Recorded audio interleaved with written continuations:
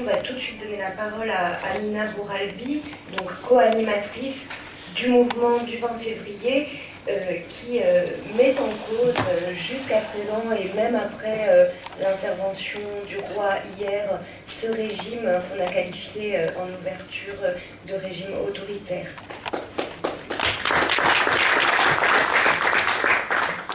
Bonjour, je remercie d'abord le collectif pour un Maghreb de droits de l'homme pour l'invitation et de m'avoir donné l'occasion de parler du rôle de la femme marocaine dans le mouvement du 20 février. D'abord, je veux commencer par une petite introduction sur le mouvement du 20 février. Dans le mois de janvier dernier, des jeunes Marocains ont lancé sur Facebook un appel pour une manifestation pacifique dans toutes les villes du Maroc, pour exiger une vraie liberté et une vraie démocratie et non des fausses promesses. Donc on a commencé par une vidéo, la vidéo qui a explosé sur YouTube avec 300 000 visionnages en quelques jours. Donc dans cette vidéo, il y avait 14 membres du mouvement, moitié femmes et le reste c'était des jeunes garçons. Donc on a lancé l'appel et après les gens ont paniqué, certains journalistes, aussi des leaders des partis politiques, ont lancé des accusations farfelues, parfois contradictoires sur les militants, les activistes du mouvement. On nous a pris pour des athées, des chrétiens, des alcooliques, des pro-Polisario, des membres des services secrets algériens, des membres de l'église et du pasteur qui a brûlé le Coran. Ça c'était au début, c'était au mois de février. Mais je veux aussi vous parler un peu de nos revendications, un petit rappel. Pour les revendications du mouvement 20 février, une constitution démocratique votée par une assemblée constituante élue démocratiquement, la dissolution du Parlement et la destitution de l'actuel gouvernement, ainsi que la mise en place d'un gouvernement de transition chargé d'initier les revendications du mouvement du 20 février, une justice indépendante et plus généralement la séparation des pouvoirs, le jugement de tous ceux qui sont impliqués dans le pillage, la gabegie de la dilapidation des richesses du pays, la reconnaissance de la langue amazigh comme langue officielle, à l'instar de la langue arabe, ainsi que la reconnaissance des spécificités de l'identité marocaine dont ces éléments constituent essentiels, linguistiques, culturels et historiques, la libération de tous les prisonniers politiques de l'opinion, ainsi que la traduction devant la justice de tous les responsables des arrestations arbitraires, disparition des tortures et des répressions sauvages. Il s'agit de la constitution nécessaire pour que le peuple marocain accède à une véritable démocratie et citoyenneté afin de devenir seul maître de son destin.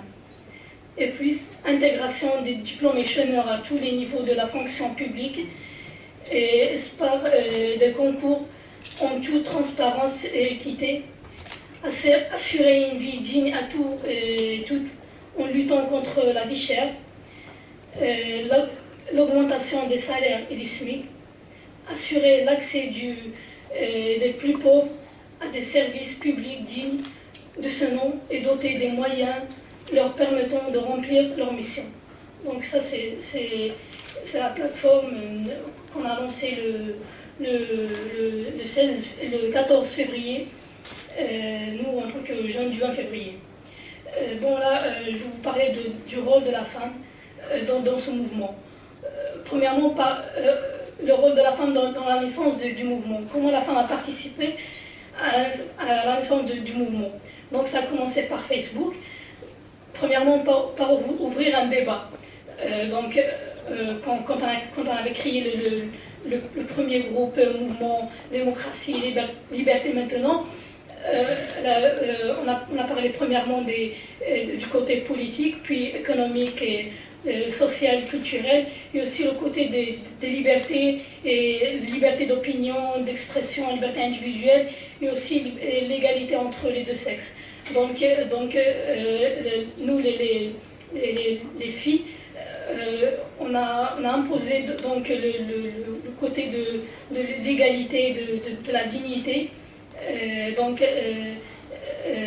Après, ça c'était au niveau des groupes sur Facebook et puis sur nos profils. Donc on avait mis la photo du profil où il y avait le slogan 20 février. Nous, en tant que Marocains, nous allons sortir le 20 février pour les revendications du mouvement. Et aussi sur le côté de la mobilisation. Comme je vous ai dit, nous les filles, dans la première vidéo, c'était une fille qui est passée sur la vidéo, c'était moi. Donc, mais bon, après il y avait, comme vous savez tous,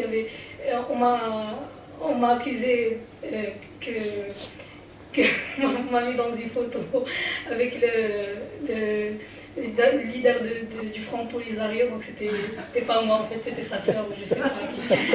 Donc par contre d'autres jeunes, par exemple Oussama Khlifi, on l'a accusé ils ont dit que c'est un chrétien, l'autre c'est un athée, donc voilà pourquoi pour faire peur aux Marocains, donc ne sortez pas avec ces gamins entre parenthèses, donc oui, Facebook, ils sont contre la monarchie, contre le roi, ils cherchent à nous faire comme ce qui s'est passé en Tunisie, en Égypte. Malgré nous, on voit que ce qui s'est passé en Tunisie, en Égypte, c'est vraiment un rêve.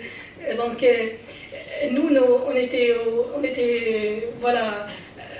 On faisait une contre-attaque contre ces accusations. Donc, le lendemain, on avait fait un communiqué dans lequel on expliquait aux Marocains que voilà, nous, on est des jeunes Marocains, on rêve de la démocratie, de la liberté, donc ce sont nos droits. Donc, on est là pour les arracher. On ne va pas vous attendre un jour, venir nous dire voilà, je fais un discours, je vous dis voilà, le Maroc est devenu une monarchie parlementaire. C'est pas ce qu'on veut, mais on veut premièrement casser la peur qui avant les Marocains ne pouvaient pas s'exprimer. C'est ça, je vais les citer parmi les perspectives du mouvement. La principale victoire du mouvement est la libération de la parole et la chute du mur de la peur chez une grande partie de l'opinion publique marocaine. Et aussi du point de vue constitutionnel, on peut citer le principal, on peut citer le discours du 9 mars parce que voilà, on dit que c'est grâce au mouvement que le roi a fait son discours. Encore plus concret, des prisonniers politiques dont la détention était tout simplement scandale ont été libérés. Donc à peu près 95 détenus politiques ont été libérés. Donc je reviens sur le rôle de la femme sur terrain. Sur terrain, on était des groupes, on travaillait dans des comités, dans des quartiers populaires. À minuit, on sort dans les quartiers populaires, on commence à distribuer des tracts, on ouvre un débat avec la population, et avec des femmes, on leur parle de leurs droits, on leur parle de voilà, comment si on est unis, unifiés tous, on peut arriver à nos revendications. Voilà, les gens avaient peur, donc avaient peur de sortir de la répression, mais on discutait avec eux, on leur a expliqué que ça va passer pacifiquement, donc on est là pour voilà, donc puisque on croit à nos revendications, donc on est prêt à faire tout pour y arriver. Aussi dans les marches, donc on est sorti le 20 février, le 20 mars, le 24 avril, le 22 mai, et demain aussi il y aura des manifestations, des marches au niveau national. Donc dans le 20 février, le 20 mars, chaque dimanche il y avait des marches et des manifestations dans chaque ville marocaine. Mais le 20 février et le 20 mars, tout le monde a remarqué que la femme marocaine était présente.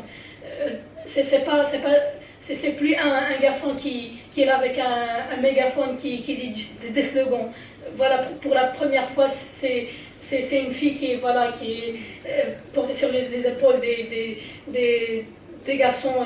Et là, on répète des slogans sur la dignité, l'égalité, la liberté, la démocratie. Donc ça a dérangé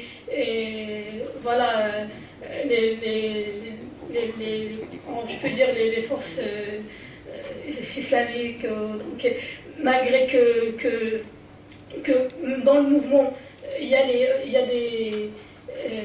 des militants de l'Ihsan, mais ils sont la moitié d'entre eux, ils sont contre qu'une fille, elle est là avec un mégaphone qui répète des slogans. Pour eux, c'est un péché ou je sais pas quoi. Donc pour nous aussi, ce qu'on faisait dans le mouvement, après chaque assemblée générale, il y avait des comités. Par exemple, la comité d'information, la comité d'organisation, la comité chargée de faire une liste de slogans. Pour la comité de logistique, donc on écrivait des slogans, on travaillait dans la comité de préparation des pancartes. Donc on passait des nuits blanches à les faire, et le jour de la manifestation, il y a les forces de l'ordre qui nous séparent avec violence. Donc et aussi la femme avait un rôle principal au niveau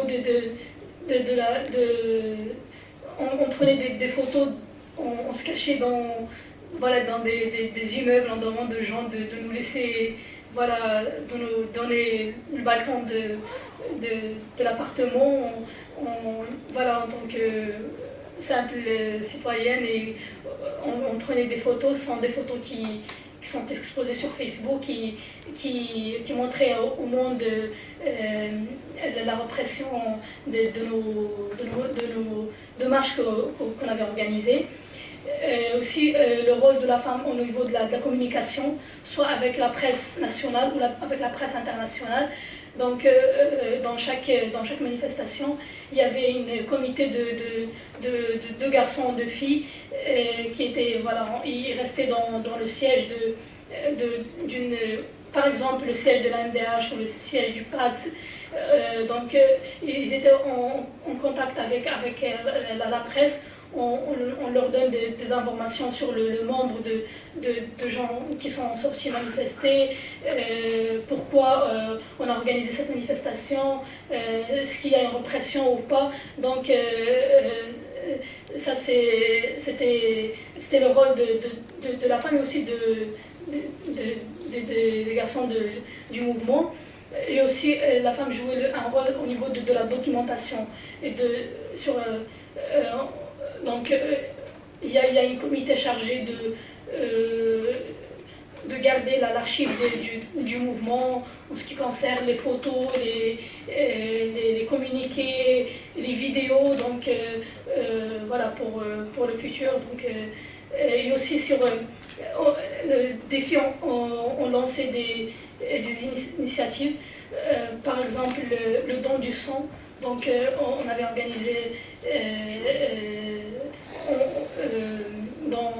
à Rabat et à Casa, et aussi à Oujda, à Fès, et aussi après la répression de la marche de 13 mars à Casa, on avait organisé, il y avait des forces de l'ordre qui étaient dans le boulevard. Nous, on distribuait des fleurs sur les agents de police, les forces de l'ordre. Voilà, on leur dit, voilà, si vous ne savez que intervenir pour nous interdire de nous exprimer, on est toujours là, on ne va pas vous laisser tranquille. Donc, ce sont nos revendications, on ne va pas reculer, on va pas... Donc aussi, je vais parler sur le côté de la répression du manifestation, donc surtout le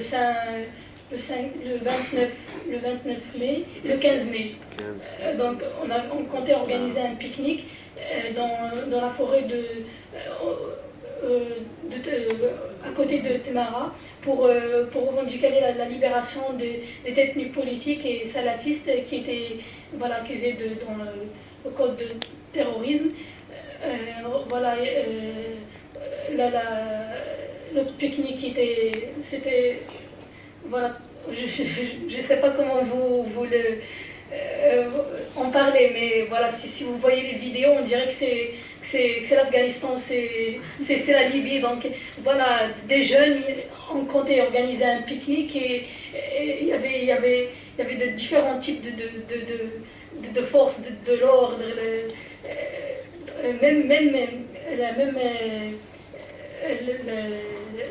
il y avait comme si vous vous rappelez bien, en Égypte, il y avait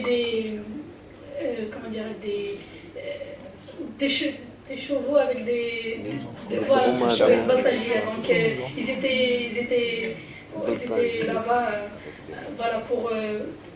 pour interdire un pique-nique. Donc pour nous les femmes, je parle de moi. Par moi, je m'en fous si on me donne des coups. Mais ce qui me touche le plus, c'est les insultes. On nous insulte, on nous traite de prostituées, de tous les types d'insultes que j'ai jamais entendus. Pourquoi? Parce que je suis une jeune qui est sortie manifester pacifiquement pour pour revendiquer la liberté, la démocratie dans son pays. Donc, je veux aussi parler le rôle des femmes, des femmes militantes qui nous ont soutenues au niveau juridique, parce qu'il y avait des centaines de membres du mouvement qui étaient détenus. Donc ils nous ont soutenus. Je cite les militantes de l'Association marocaine des droits humains, d'Amnesty, d'Attaque, des militants des partis politiques de la gauche démocratique. Ils nous ont soutenus et ils étaient là avec nous. Je cite Madame Khadija Riadi, Madame Samira Kinani, je cite Madame Halima Morsli. Donc ils ont joué un grand rôle dans le mouvement du 20 février. Donc, je pense que c'est ce que j'ai à dire à propos de ce point, et merci.